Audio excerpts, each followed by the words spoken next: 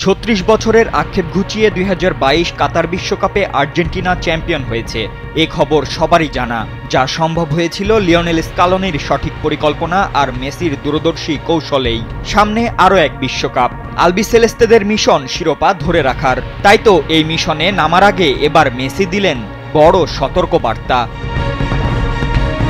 ফুটবলের নির্মম বাস্তবতায় ভাগ্যকে অস্বীকার করার সুযোগ নেই। তাই তো প্রতিটা ধাপ ফেলতে হবে নিখুঁতভাবে, দিতে হবে নিজেদের সবটা উজাড় করে। বিশ্বকাপ ড্রয়ের আগে তাই আলবিসেলেস্তে অধিনায়কও দিলেন একই বার্তা।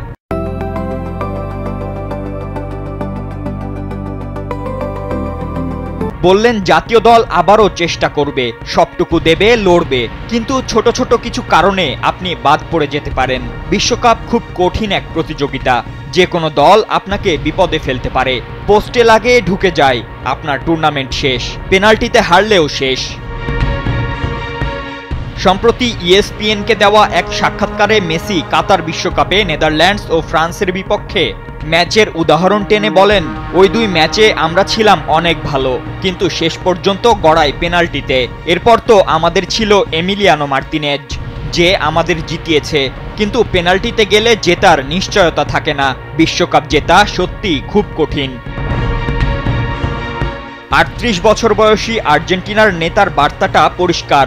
আলবিসেলেস্তেরা শিরোপা ছাড়তে রাজি নয়। তবে বিশ্বকাপে যে শুধু সেরা হলেই হয় না, বরং শেষ হাসির জন্য ভাগ্যকেও পাশে পেতে হয়। তাই তো বিশ্বকাপের স্কোয়াডে যারাই জায়গা পাক, সকলকেই নিজেদের সেরাটা উজাড় করে দিতে হবে। ফাতিন ইশরাক, কালবেলা।